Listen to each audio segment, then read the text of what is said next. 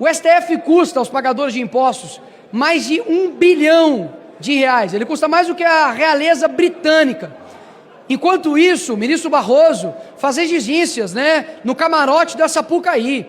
Ministro Alexandre de Moraes, ele está preocupado com meme na internet e condenando pessoas inocentes a 17 anos de cadeia, porque uma terrorista escreveu com um batom, perdeu uma estátua que depois de horas já foi limpada.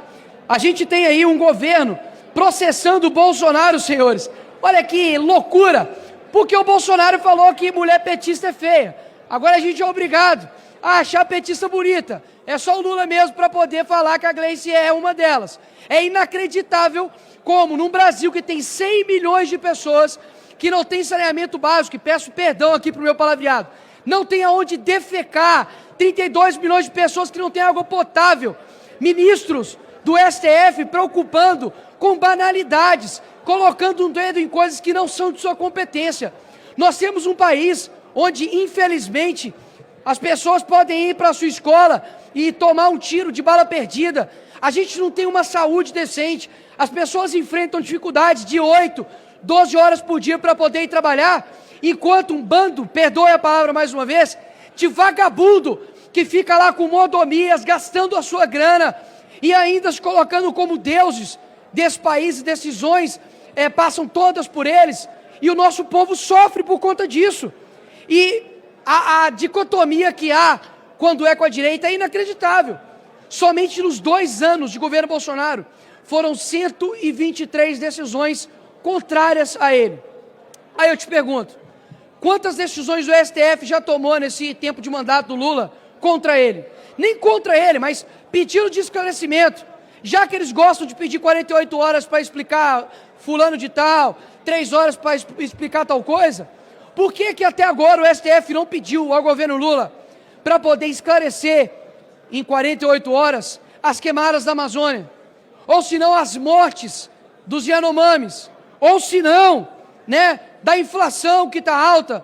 Ou seja, é inacreditável como, simbolicamente, a nossa maior alta corte, e eu não quero aqui colocar como se todos os servidores e juízes e pessoas que honram o direito nesse país sejam o mesmo que eles, mas porque esses caras, eles mandam um recado muito ruim para uma geração, do tipo, eu posso usurpar as minhas funções públicas, eu posso usurpar as minhas funções constitucionais, que vai dar certo. Basicamente, ser um vagabundo aqui nesse Brasil compensa. Não é à toa que tem um safado aqui nesses corredores que foi condenado e, inclusive, tem provas em áudio de sua rachadinha e simplesmente fala, ops, vou pagar aqui e vai ficar tudo certo e esse cara está livre. Inclusive, essa casa tem um dever moral de caçar esse cara, porque, afinal de contas, o crime não pode compensar aqui nesse país. Então, qual que é o recado que os nossos juízes, pessoas que deveriam ser guardiões da Constituição, estão dando para o país? Você jovem, você adolescente, aí um exemplo para o seu filho, de que crime nesse país compensa. Não é à toa que um ex-presidiário é presidente do país. Não é à toa que uma assaltante de banco virou presidente de banco. Ou seja, se eles podem, você também consegue. É esse recado que está passando. Só vai ter uma mudança real nesse país quando homens e mulheres deixarem de ser escravos de um Estado que é preguiçoso, um Estado que ajuda a criminalidade e, principalmente, parar de acreditar nas mentiras desse lado de cá, desse plenário que é a esquerda. Porque muitas das vezes, senhores, eu confesso, eu olho para, infelizmente, uma região do nosso país que é enganada, que é amordaçada pela esquerda, como, por exemplo, o Nordeste, e eu falo, mas não é possível. São anos e anos como o Maranhão, que teve o Flávio Dino como governador, como o pior índice de desenvolvimento humano, e ainda continua fazendo a mesma escolha. Como isso é possível? Porque, infelizmente, o nosso país foi adestrado a pensar somente no final de semana. Senhores, se vocês querem alterar esse país, comece alterando a matéria-prima política que nós temos. Isso daqui é um mero reflexo do que uma boa parcela da população é. Nós viemos para cá, a gente tem um gasto gigantesco público para poder, por exemplo, votar Dia Nacional do Axé. Realmente, Não deve ter coisa mais importante aqui no nosso país do que a gente fazer isso. Eu clamo à nação brasileira para que nas próximas eleições, e não pense somente em eleições, porque a mudança do Brasil passa por cada um de nós, mas que nessas próximas eleições, esse Congresso ele tem que ser alterado. Mas mais do que os deputados, os senadores da República precisam ser escolhidos com uma métrica, e eu digo qual?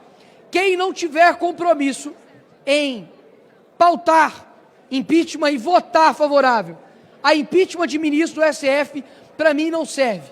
Muitos dizem a respeito da experiência, de idade, porque não tem, é muito sonhador, é muito ilusório, mas olha onde os velhos, os experientes do Brasil nos levaram. Meus parabéns!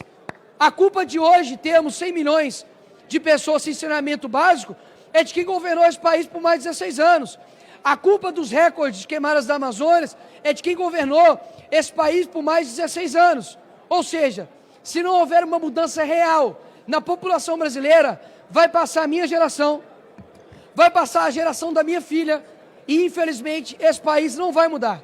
Mas aqueles que ainda têm uma certa esperança que isso aqui possa, de fato, colocar o Brasil para frente e ter um país, de fato, completamente modificado, não percam a esperança de vocês. Porque, como eu sempre digo, a esperança somos nós. A gente precisa acreditar que boas pessoas em bons locais podem alterar o rumo do nosso país. Eu não tenho dúvidas que tudo o que a esquerda deseja de você é que você desista, que você não acredite nesse país, que essa bandeira aqui de trás, ela se torne uma bandeira, assim como a nossa Constituição, invalidada, inútil, mas eu acredito que quando os bons eles se levantam, até mesmo os maus, eles começam a olhar para dentro e falam, poxa, eu acho que não vale tanto a pena ser assim. Não é possível que o Brasil ficará escravo de uma ideologia ultrapassada, de poucas pessoas que detêm o poder, e a gente vê o nosso país num futuro que nunca chega. É praticamente a forma que eu tenho para poder falar com a população brasileira, enquanto ainda há tempo, de deixar aqui algumas verdades, de que, custe o que custar, eu jamais vou abandonar o meu país tão amado, chamado Brasil. Obrigado, presidente.